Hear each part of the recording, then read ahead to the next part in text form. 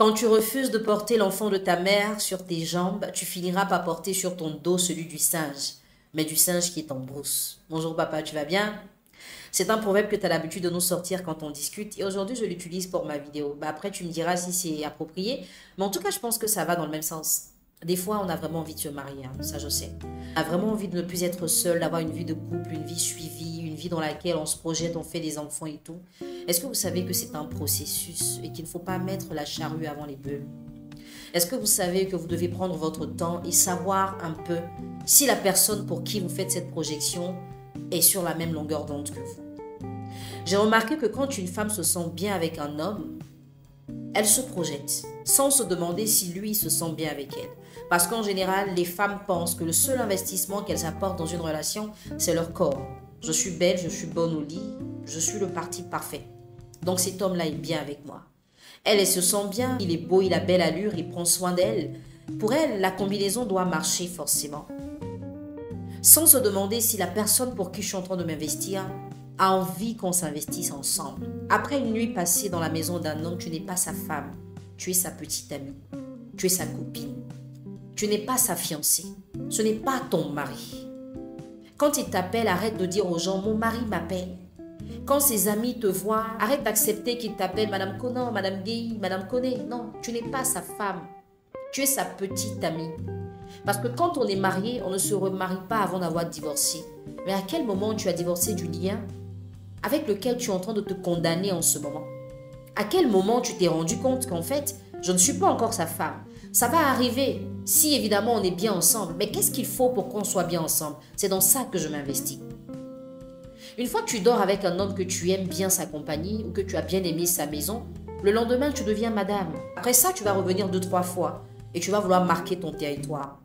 Mais qui a dit que c'était ton territoire? On ne marque que quelque chose qui nous appartient, mais ça ne t'appartient même pas.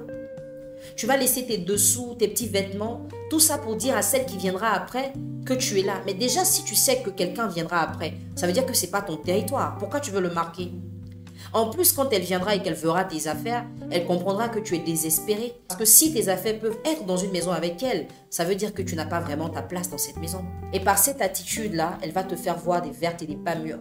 Même quand elle ne voulait pas prendre au sérieux la relation qu'elle tisse avec le gars, elle va commencer à être une femme à la hauteur.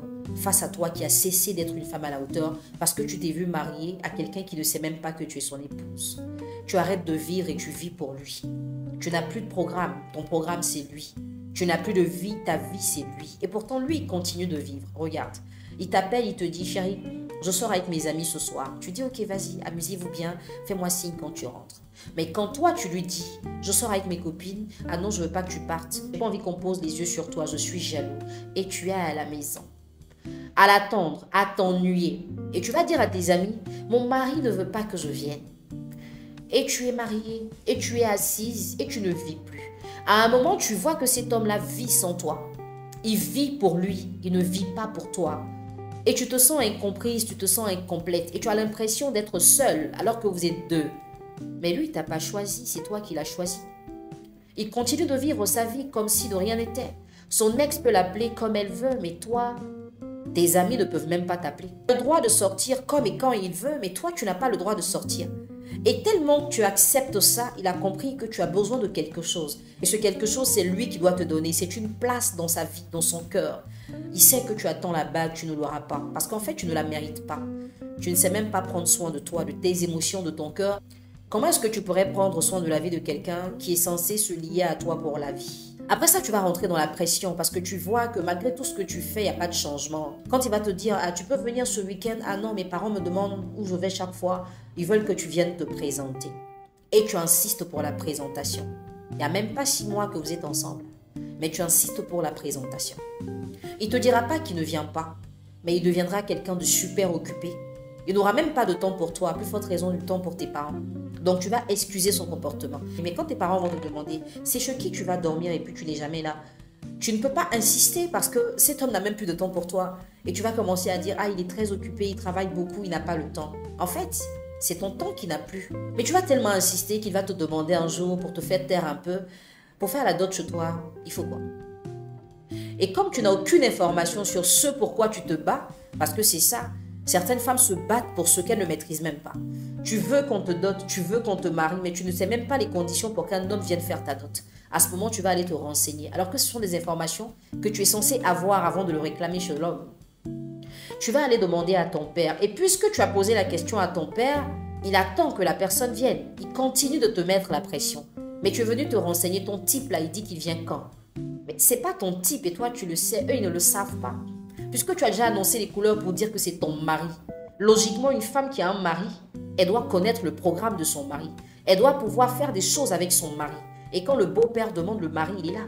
Mais tu n'es tellement pas sa femme qu'il n'a rien à faire avec ton père. Il ne cherche pas à connaître ton père. Il cherche à te revoir pour savoir s'il doit connaître ton père. Mais tu as mis la charrue avant les bœufs. Et là, tu es obligé de lui mettre la pression. Et tu deviens étouffante. Et tu deviens encombrante. Et tu l'embêtes. À un moment, tu vas commencer à perdre confiance en toi et te dire que tu n'es certainement pas à la hauteur si depuis tout ce temps, il ne fait que coucher avec toi sans te présenter et sans se présenter. Parce que tous ces amis qui te connaissent, tu te rends compte en fait que ce sont des amis pour la rue. Tu sais que c'est le genre de personne à valider toutes les femmes autour de leur ami. Donc tu recherches quelque chose de plus rassurant. Tu veux connaître ses sœurs, sa mère, son père. Et quand il te dit « je vais à la maison familiale, je vais t'accompagner », il va te dire non parce qu'il n'a pas envie de te présenter. Et toi, tu es en train de chercher des stratégies pour qu'on te présente. Mais pourquoi tu veux qu'on te présente quand tu t'es déjà présenté et que tu as déjà porté le titre pour lequel tu es en train de te battre? Quelqu'un qui dit « je suis corps habillé », tu ne peux pas te battre pour passer un concours de police parce que tu es déjà corps habillé. C'est vrai qu'il faut s'entourer de bonnes pensées, mais il faut aussi se discipliner. L'homme qui couche avec toi ne le fait pas parce qu'il veut t'épouser forcément. Il veut apprendre à te connaître. Et s'il pense qu'il y a des choses qui peuvent vous réunir pour la vie, il va tenter l'expérience avec toi. Mais qu'est-ce que ça te coûte de prendre du temps? Pourquoi tu es pressé? Ce que tu refuses de faire chez toi, c'est ce que tu fais chez lui et chez sa famille. Quand tes sœurs te demandent de l'argent, tu n'en as pas. Mais quand ces sœurs te demandent, tu peux t'endetter pour leur donner. Qu'est-ce que tu recherches? Tu as tellement envie que sa mère te valide que tu deviens ridicule à la fin. Tu es prête à manquer de respect à ta propre mère pour te positionner dans le cœur de ta belle-mère. Ce n'est que ta belle-mère, ce n'est pas ta mère. La parole de Dieu dit « honorez vos parents ». Honore ton père et ta mère. Il n'a pas dit « honore ta belle-mère ». Parce que quand tu honores ton père et ta mère, leur prière t'accompagne pour le foyer que tu recherches. Mais si tu les déshonores pour aller plébisciter une personne qui a son fils qui doit l'honorer, évidemment chérie, tu vas te battre. Tu vas longtemps te battre. Et tu vas continuer de dire « mon mari » sans qu'il n'ait fait la dot, sans qu'il se soit présenté. Et dans ça, tu feras des enfants. À un moment, tu es contrainte à rester parce que tu as 3 enfants et tu te dis où est-ce que je vais aller? Entre-temps, tu as arrêté de vivre. Tu n'as plus l'épanouissement, tu n'as plus de source de motivation, tu n'as plus rien. Tu n'as que ce foyer pour lequel tu te bats, même quand on te ridiculise, même quand on t'insulte, même quand on te diminue, parce que tu n'as plus le choix. Tu as perdu ta place sur le lit superposé de la chambre avec tes sœurs. Quelqu'un t'a remplacé, tu ne peux pas retourner là-bas. Après, tu te dis, les hommes sont tous les mêmes. Est-ce que tu as été une femme différente? Tu sais que non.